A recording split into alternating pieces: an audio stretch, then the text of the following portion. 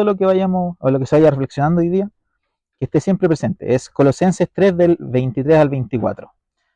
Y dice, y todo lo que hagan, háganlo de corazón como para el Señor y no como para la gente, porque ya saben que el Señor les dará la herencia como recompensa, pues ustedes sirven a Cristo el Señor. Así que, Señor Jesús, papá, ante ti nos disponemos, Señor, esta mañana a reflexionar, Señor, en tu palabra, Jesús, a hacer expuesto nuestro corazón, Señor, a tu palabra que es más cortante que espada de dos filos, Señor Jesús. Si hay algo malo en nosotros, Señor, y sabemos que son muchas cosas, Señor, pedimos que tú, a través de tu misericordia, Señor, nos transformes y nos conformes cada día más como hombres y mujeres, Señor, a tu imagen, papá. Danos humildad, Señor, para aceptar la corrección, Señor, y para tener siempre nuestra mirada puesta en ti, Jesús, y no en las cosas de esta vida. En tu nombre, Jesús, Señor. Amén. Bueno, lo que yo voy a compartir hoy día se llama, si le quieren poner nombre y título a los apuntes, se llama La falsa piedad. Y como modo de introducción, podemos notar que en la Biblia, tanto en el Antiguo, el Nuevo Testamento, en los Evangelios, en los Hechos, y creo que en las diferentes cartas de Pablo en la Biblia, siempre se habla de hombres y mujeres que han hecho obras que son visiblemente buenas. No solamente por parte de los discípulos de Jesús, sino también de otras personas que no eran parte del grupo selecto de Jesús, como lo puede ser el samaritano, el centurión romano, que no eran parte en un comienzo de los discípulos de Jesús, pero que aún así hacían obras que eran visiblemente buenas. Además de esto, también había judíos que también hacían obras que eran visiblemente buenas para el resto del pueblo. Principalmente, durante el ministerio terrenal de Jesús, él arremetió y encaró fuertemente contra grupos religiosos, principalmente los que se llamaban fariseos, y los acusaba de cosas como hipócritas, amadores de sí mismos, entre otros. Pero aquí llegó la pregunta, ¿por qué a Jesús le molestaba tanto estos grupos, siendo que a vista de todos, las obras que ellos hacían eran moral y visiblemente buenas? A mi parecer, una de las mayores razones por las que Jesús se molestaba contra estos grupos era porque sus acciones moralmente buenas estaban motivadas por razones que no eran las correctas, sino que eran súper egoístas. Pues bien, esta es como de alerta. Esta práctica hipócrita que estaba en los grupos fariseos, que Jesús criticó fuertemente, lamentablemente no solo se quedó en esos grupos, sino que se extendió entre varias personas e inclusive en los seguidores mismos de Jesús, quienes, habiendo conocido tanto el Evangelio como al Señor mismo en carne, en algunos casos, siguieron llevando a cabo estas prácticas, la denominada falsa piedad. Ahora sí, para comenzar ya en materia de lo que significa esto, quiero que leamos el pasaje que está en Marcos 12 del 41 al 44, que es una pequeña historia que cuenta Jesús. Así que si alguien me quiere ayudar con la cita, se agradece. Marcos 12, 41 al 44.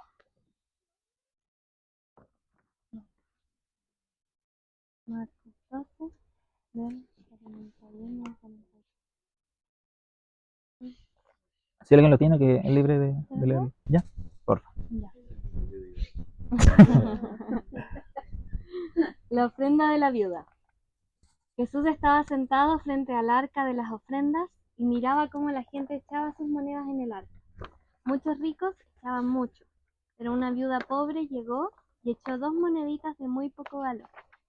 Entonces Jesús llamó a sus discípulos y les dijo: de cierto les digo que esta viuda pobre echó más que todos los que han echado en el arca, porque todos han echado de lo que les sobra, pero esta, de su pobreza, echó todo lo que tenía, todo su sustento. Amén. Gracias, Marcis. Bueno, de esta pequeña historia quiero que reflexionemos. ¿Qué cosas podemos sacar en común entre la viuda y los ricos? ¿Qué podemos ver en la historia que fue algo en común entre los dos? Los ofrendaron. Exacto, que los dos ofrendaron. Ya, y ahora, ¿cuál es la diferencia entre la viuda y los ricos?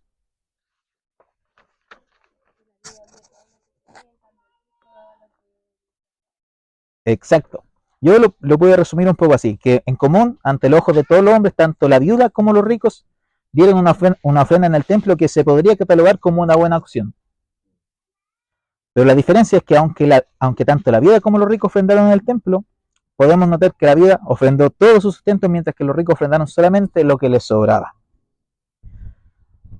Si bien ambos, las dos personas que estamos comparando, depositaron sus ofrendas, es decir, que ambos hicieron un acto visiblemente bueno, en la viuda podemos notar que hay una motivación mucho más grande y profunda que la lleva a dejar todo su sustento. Y, entre paréntesis, es más, cuando una mujer es llamada viuda en el contexto bíblico es porque no tiene ni esposos, ni hijos, ni yerno, ni nadie que pueda encargarse de ella. Es decir, que está completamente sola y desvalida en este aspecto. Y entonces creo que se ensalza aún más la actitud de la viuda, porque literal era todo el sustento que ella tenía y lo depositó en el arca. Pero entonces, ¿qué motivó a la viuda para depositar literalmente todo lo que tenía? ¿Alguna idea tienen de esto? ¿Qué fue lo que motivó a la viuda para dar literalmente todo y todo lo que tenía? El amor. ¿El amor a quién? A Dios. El amor a Dios. Quiero que veamos un poco lo que dice la palabra. Y quiero que nos vayamos a la cita que está en 1 Timoteo 4, del 7 al 9. Donde creo que aquí se empieza a ver un poquito la clave de la actitud de la viuda. 1 Timoteo 4, del 7 al 9.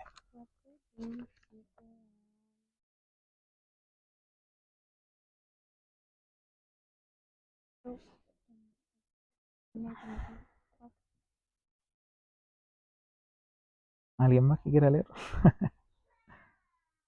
Bueno, desecha las fábulas profanas y viejas, ejercítate para la piedad, porque el ejercicio corporal para poco es provechoso, pero la piedad para todo aprovecha, pues tiene promesa de esta vida presente y de la venidera. Palabra fiel es esta y digna de ser recibida por todos. Amén. Muchas gracias. Aquí quiero que, antes de entrar como tanto en la palabra piedad, que es lo que nos vamos a centrar hoy día, ¿qué es lo que está antes de la palabra piedad? ¿Qué dice? Ejercitarse, claro, ¿no es cierto? En la palabra piedad. Desecha también. Y me gusta la palabra cuando se llama al ejercicio de la piedad, porque el ejercicio es algo que uno hace reiteradamente y que mediante la práctica constante de esto se va perfeccionando. Pero ahora, ¿qué significa la palabra piedad? ¿Qué creen ustedes que significa la palabra piedad? Claro. ¿Qué más? ¿Alguna otra idea? ¿Cómo, perdón? Compasión, claro. ¿Alguien más tiene alguna sugerencia de la palabra piedad? Misericordia. Bueno, yo, la verdad, cuando estaba desarrollando esto, yo me di cuenta que yo tampoco sabía lo que significaba mucho la palabra piedad. Así que creo que hice lo mejor que se podía hacer, que era buscar la definición. Según la RAE. Y según la RAE, la palabra piedad significa piedad o ser piadoso, virtud que inspira por el amor a Dios, tierna devoción a las cosas santas, y por el amor al prójimo, actos de amor y compasión. Y ahora, ¿en qué parte hemos escuchado esto del amor a Dios y el amor al prójimo?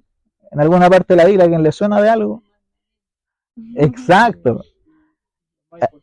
En Mateo 22, del 36 al 40 dice: Maestro, ¿cuál es el gran mandamiento de la ley? Jesús le dijo: amarás al Señor tu Dios con todo tu corazón y con toda tu alma y con toda tu mente. Este es el primero y grande mandamiento. Y el segundo es semejante: amarás a tu prójimo como a ti mismo. De estos dos mandamientos depende toda la ley y los profetas. Y yo en lo personal, mientras realizaba esto, me asombré de lo bien que la definición de ser piadoso se relaciona y calza casi perfecto con el gran mandamiento de Jesús.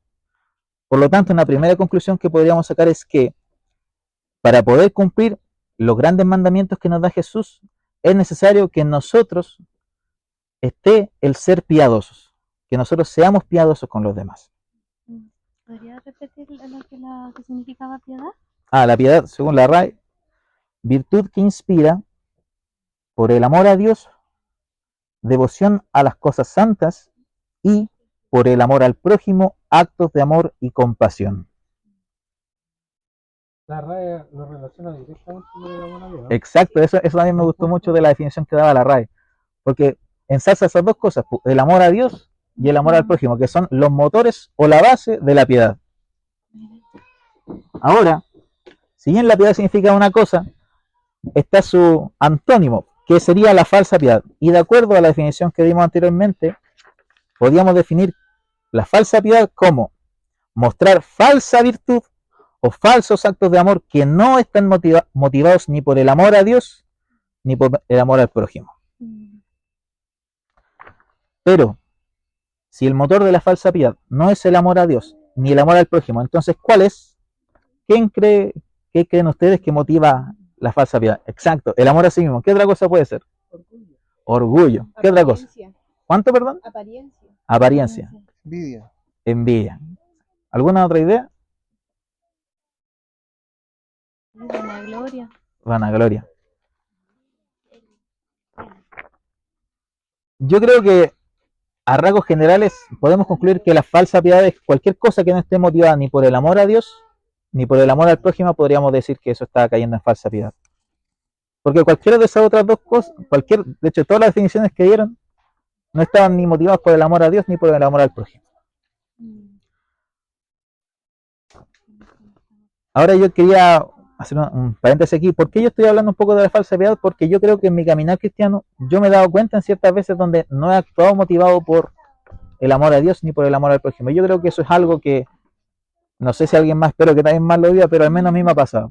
Creo que conocí al Señor hace el 2020 y desde ese caminar ahora debo decir que he sido motivado en ciertas cosas que no son ni el amor a Dios ni el amor al prójimo. Y es más, quiero transparentarlo. Nosotros estábamos en Conce en un grupo que se llama Mi Prójimo, que se encargaba como hacer actos de misericordia. Y sinceramente yo creo que muchas veces no fui a repartir alimentos por un sincero amor a Dios o al prójimo, sino era como más que nada por el qué dirán. Y creo que eso es parte también de lo que el Señor aquí ensalza o dice de la falsa piedad. Lo que el Señor le molesta, la hipocresía. Porque al final no estamos haciendo eso sinceramente para Él, ni para nadie más. O por ejemplo, a veces mismo cuando uno viene acá a los cultos de repente, de repente igual a mí me ha pasado, soy sincero en eso, y prefiero ser sincero ante todos ustedes como hermanos, que por ejemplo a veces uno viene y, ¿qué pensarán los hermanos de mí? ¿Cachai? O si no ofrendo, si no...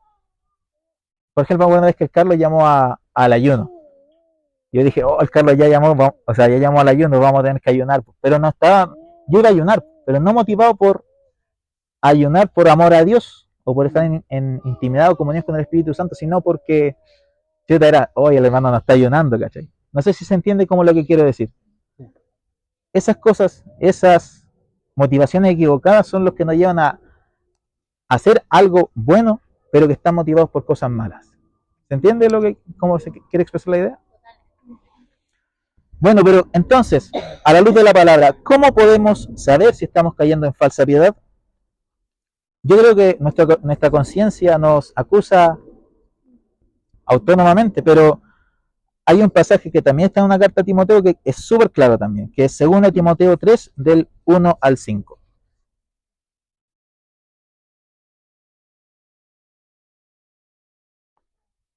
¿Cuánto era? 2 Timoteo 3, del 1 al 5.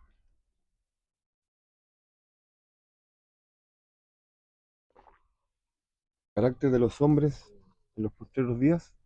Exacto. También debes saber esto, que en los postreros días vendrán tiempos peligrosos, porque habrá hombres amadores de sí mismos, avaros, vanagloriosos, soberbios, blasfemos, desobedientes de los padres, ingratos, impíos, sin afecto natural, implacables, calumniadores, intemperantes, crueles, aborrecedores de lo bueno, traidores impetuosos, infatuados, amadores de los deleites más que de Dios, que tendrán apariencia de piedad, pero negarán la eficacia de ella. A estos evita. Gracias. A mi parecer, Pablo resume claramente las características que acompañan a la gente que tiene apariencia de piedad. Y quiero contrastar ahora las características de las personas que aparentan piedad con lo que Jesús dice de cada una de estas descripciones. Es decir, compara la actitud de una persona que aparenta la piedad con la de un seguidor de Cristo que actúa piadosamente. Y aquí quiero que me ayuden, la verdad, tengo varias citas. Que alguien pueda buscar Marcos 8:34. ¿Que alguien se ofrezca? ¿Alguien se ofrece? Ya, vale, gracias. Marcos 8:34. La otra, Lucas 12:15. Súper. Filipenses 2:3. Proverbios 16. Ya, Proverbios 16, 18. Proverbios 16, 18.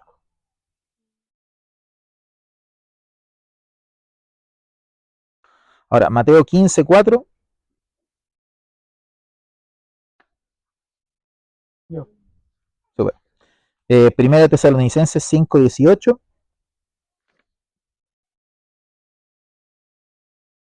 ¿Alguien?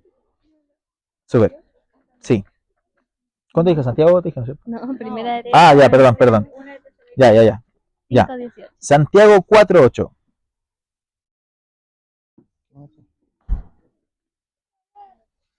¿Algún volumen? Acá, yo.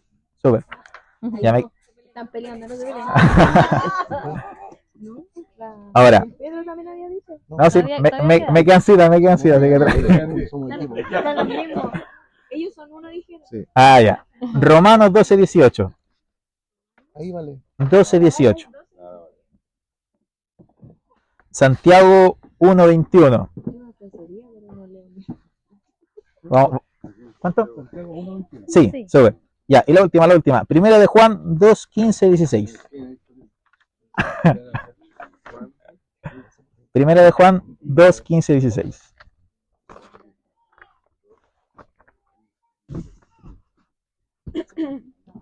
Más que nada lo que vamos a hacer ahora es como leímos todo lo que decía 2 Timoteo sobre las características que acompañan a las personas de la falsa piedad. Y quiero, para hacer énfasis de eso, recalcarlo con lo que dice el Señor sobre cada una de estas actitudes para que quede más claro en nosotros por qué el Señor aborrece o detesta la falsa piedad. Así que, primeramente, la palabra decía que las personas de falsa piedad iban a ser amadores de sí mismos. ¿Y qué dice Marcos 8:34? Llamando a la gente y a sus discípulos, le dijo: si alguno quiere venir en pos de mí, niéguese a sí mismo y tome su cruz y síganme. Gracias. Por otro lado, las personas avaras. ¿Qué dice Lucas 12:15? Y les dijo: guardaos de toda avaricia, porque la vida de un hombre no consiste en la abundancia de los bienes. Cuando decía que los que aparentan piedad eran vanagloriosos, ¿qué dice Filipenses 2:3? Nada hagáis por contienda o por vanagloria, antes bien con humildad, estimando cada uno a los demás como superiores a él mismo.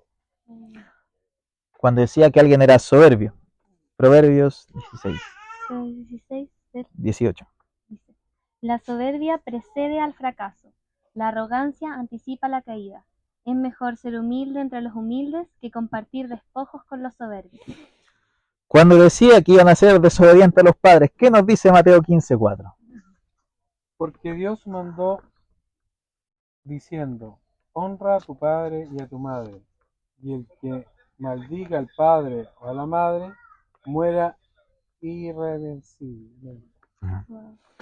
Cuando decía que los de falsa piedad iban a ser ingratos, ¿qué dice Primera de Tesalonicenses 5:18?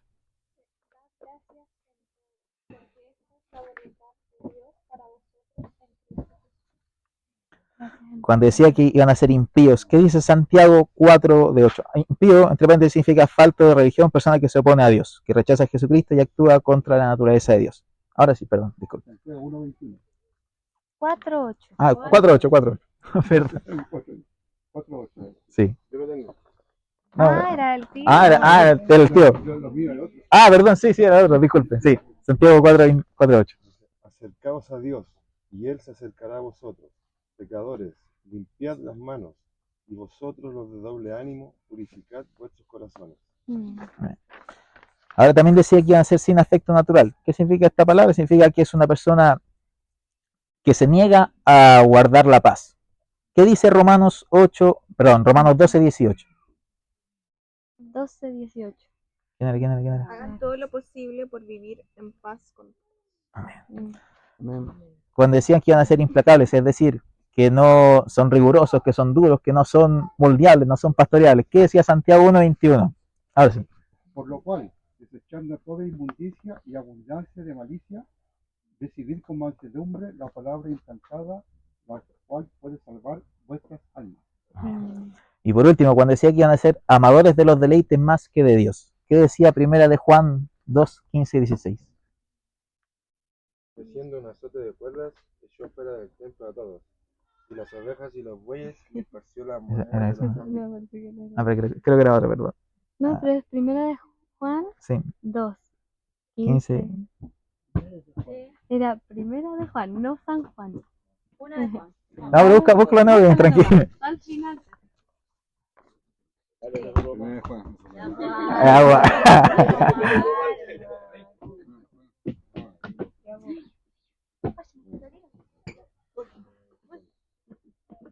Primera de Juan. ¿Cuánto? Primera de Juan 2, 15 al 16. Y esa es la más importante. No, ¿me dice? Sí, dice. Sí, No mira, améis al mundo ni las cosas que están en el mundo. Si alguno ama al mundo, el amor del Padre no está en él.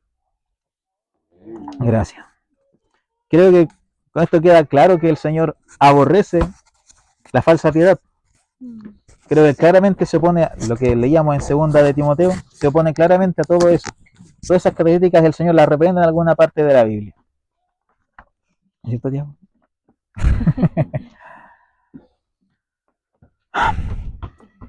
Pero bueno, entonces, ahora, si a la luz de la palabra yo me di cuenta que en mi caminar con Cristo yo he caído en falsa piedad, o de aquí en adelante yo me doy cuenta que alguna vez hago algo por falsa piedad, entonces, ¿qué pasa? Primeramente, gracias al Señor porque tenemos a Jesús, que es nuestro abogado. Como dice la palabra, Él aboga por nosotros. Pero no tenemos que olvidar que aunque un abogado defiende al culpable, hay un culpable que somos nosotros por nuestro pecado. Y como nuestro Jesús, nuestro abogado, Él aboga también ante el Padre por nosotros, nosotros ya no tenemos que pagar por la culpa, pero aún así seguimos siendo culpables. Y como la falsa piedad, como todos los pecados, tenemos que arrepentirnos de corazón por lo que hemos hecho, pedir perdón y humillarnos ante el Señor y cambiar de actitud. Y en este caso, hablando de la falsa piedad, ser llevados de una falsa piedad a una verdadera piedad. Pero ¿cómo desarrollamos esta verdadera piedad? Y aquí, ¿alguien tiene una idea de cómo desarrollar la verdadera piedad?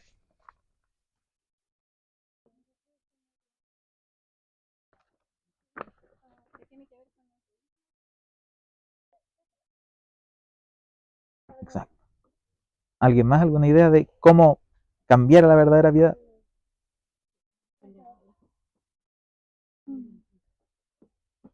Yo creo que teniendo en cuenta también todos esos puntos y viendo, ok, estoy practicando la falsa piedad, como analizarse también uno y buscar qué es lo contrario a cada una de esas acciones, lo que el Señor nos decía que hiciéramos, no estudiarlo.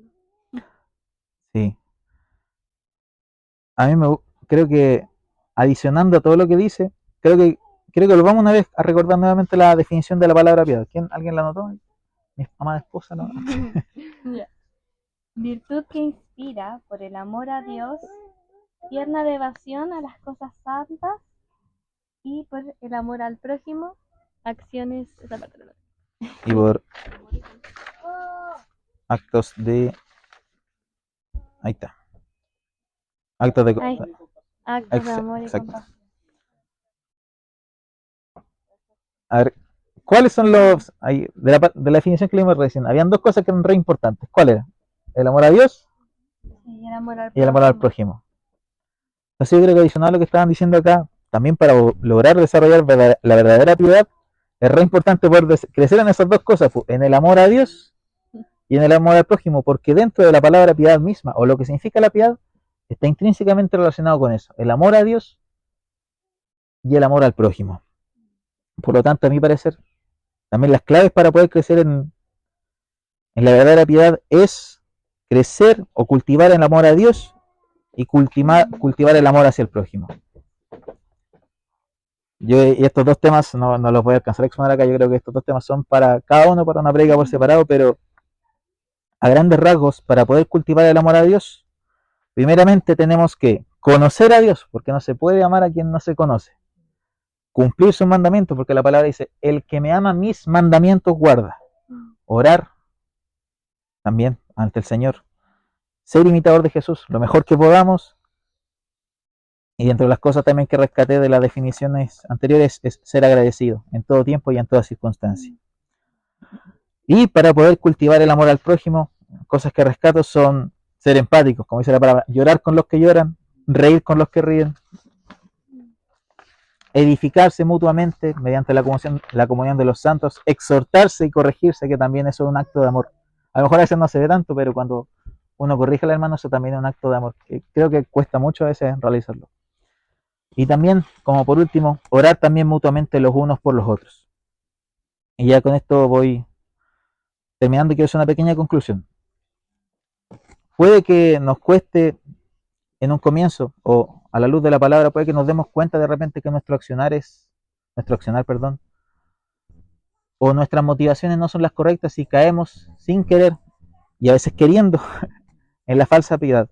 Y puede que nos cueste en un comienzo lograr llegar a ser motivados por una verdadera piedad, un verdadero amor a Dios y un verdadero amor al prójimo. Como decía el Josué, nuestra carne es débil y como decía, el yo es un súper buen nadador, siempre busca la satisfacción personal y el beneficio propio, aflorando en nuestro actuar el amor a nosotros mismos más que el completo amor a Dios o al prójimo. Pero quiero que no nos desmotivemos por esto y recordemos lo que Pablo le decía a Timoteo y tomémoslo en cuenta para nosotros y mantengámonos siempre presente en nuestra mente que la piedad, como todo buen ejercicio, se perfecciona a través de la constancia y la repetición. Así que si a lo mejor hoy no actuamos motivados por un completo amor a Dios o al prójimo, sigamos practicando y no nos desanimemos, sino que todo ejercicio trae sus resultados mediante la práctica. Así que eso es más que nada lo que quería compartir hoy y quería dejar una última reflexión final como para decantar esto y compararlo un poco a nuestra vida. Que me tomo del versículo que está en Hebreos 4:13 que dice, y no hay cosa creada que no sea manifestada en su presencia. Antes bien, todas las cosas están desnudas y abiertas a los ojos de aquel a quien tenemos que dar cuenta. Y con esto último quiero decir que reflexionemos con nosotros mismos, que no sacamos nada a lo mejor aparentar ciertas cosas con los hermanos, con Dios, porque a Él no le podemos mentir. A lo mejor podemos mentirle incluso a los hermanos mismos, pero a Dios nuestro Señor nunca vamos a poder engañarlo. Él conoce perfectamente las motivaciones de nuestro corazón, así que seamos sinceros con Él. Si nos damos cuenta que hemos caído y nos hemos dejado llevar por la falsa piedad, volvamos humildemente ante Él y pidamos que nos perdone y que cambie la actitud de nuestro corazón para lograr ser verdaderamente amadores completos de Dios y amadores completos de los hermanos. Así que eso era lo que quería compartir hoy. La piedad es un mandamiento. Así es, eso. Yo rescaté un par de puntos también, porque decía que la piedad, uno para poder cumplir los mandamientos del Señor, está el ser piadoso. Y a veces tenemos acciones buenas que queremos hacer, pero si están motivadas por razones equivocadas, pueden aparentar ser buenas, pero la motivación no es la correcta y al final, ¿podemos agradar a Dios si no estamos haciendo algo que es por amor a Él? No. Realmente no. A lo mejor a ojos de otros sí, se va a ver como algo bueno, algo correcto, algo incluso moralmente que está conforme a lo que el Señor manda, pero que en el trasfondo, en la verdad, no es agradable al Señor, pues. Porque no podemos agradar al Señor si no lo estamos amando y si no estamos haciendo todo completamente como Él quiere. Así que, bueno, eso.